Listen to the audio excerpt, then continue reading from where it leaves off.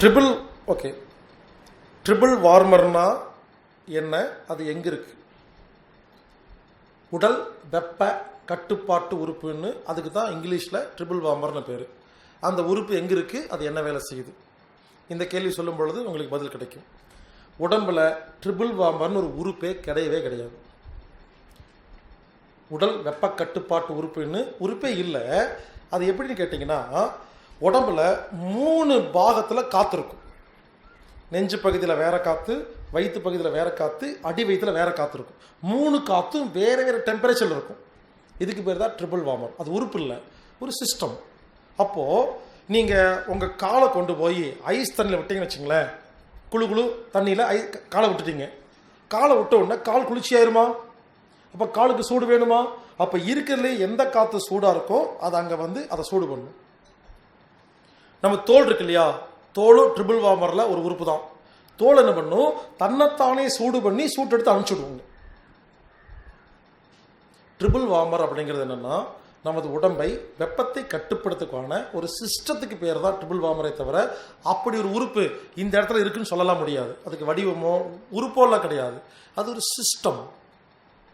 சரி, ஆரம்பிச்சாச்சு. அதை பற்றி நான் முழுசாக முடிச்சிடுறேன். இங்கே பாருங்க, நம்ம உடம்புல உஷ்ணம் இருக்கு இல்லையா, அது 2 வகைப்படும். உள் உஷ்ணம், வெளி உஷ்ணம். 2 வேற வேற மாதிரி இருக்கும். உதாரணத்துக்கு, யாரெல்லாம் உங்கள் உடம்பை தொட்டு பார்த்து சூடாக இருக்குதோ என்ன சொல்லுவீங்க? எனக்கு ஹீட் பாடின்னு சொல்லுவீங்களா? நான் சொல்லிட்டா ஹீட் பாடி இல்லை, குளிர்ச்சி பாடின்னு அர்த்தம்.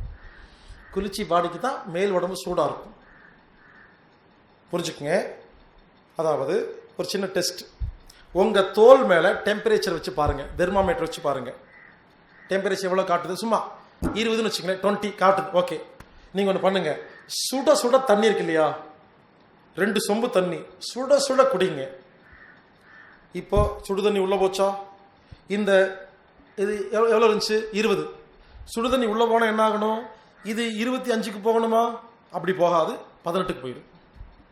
ஏன்? சுடு தண்ணி குடிச்ச உடனே உடல் உள் உறுப்பு ஒழுங்காக 37 டிகிரி இருந்துச்சா? நீங்கள் சுட சுட தண்ணி குடிச்சோன்னே உள் டெம்பரேச்சர் 37லேருந்து மேலே வந்துருச்சா? 30, 38, 39க்கு போயிருக்குமா? தோல் என்ன பண்ணுமாமா, ஐயோ உள் உறுப்பு ஒழுங்காக வேலை செஞ்சுட்டு இருந்து இவர் சுடு தண்ணி குடிச்சு கெடுத்து விட்டாருன்னு சொல்லி தோல் தன்னை குளிர்ச்சி பண்ணி குளிர்ச்சி உள்ள அனுப்பும்.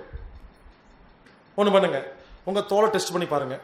தெர்மாமீட்டர் வைங்க, 20 காமிக்குது, 20 காமிக்குது. ஐஸ் இருக்குல்ல, ஐஸ் தண்ணி, நிறைய ஐஸ் போட்டு ஒரு 2 லிட்டர் தண்ணி குடிச்சிருங்க. கடன்னு குடிச்சிட்டு உடனே செக் பண்ணி பாருங்க, குளிர்ச்சியான ஐஸ் சாப்பிட்டீங்களா?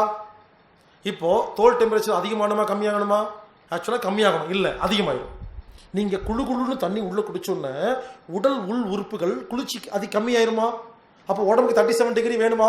அப்போ தோல் என்ன பண்ணுமாமா, கடகடன்னு ஒவ்வொரு செல்லும் ரத்தத்தில் உள்ள ஆக்சிஜனை குளுக்கோஸை எடுத்து செல்லுக்குள்ள ஒரு நியூக்ளியஸ் இருக்கும், உட்கரு.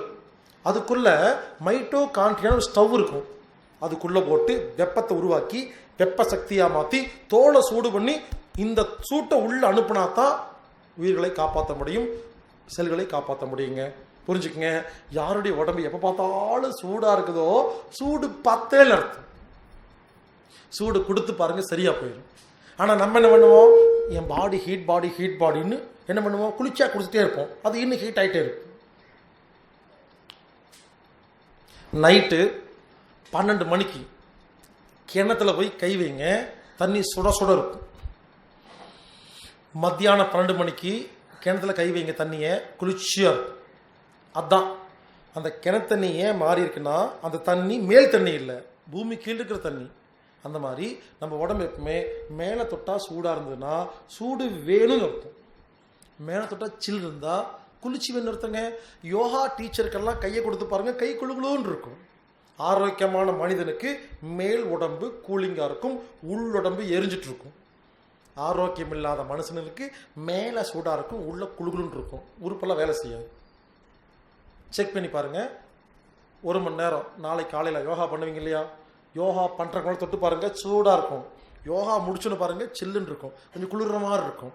அப்போ என்ன அர்த்தம், உள் உறுப்புகள் சூடாயிருச்சு, நல்லதுன்னு அர்த்தம்.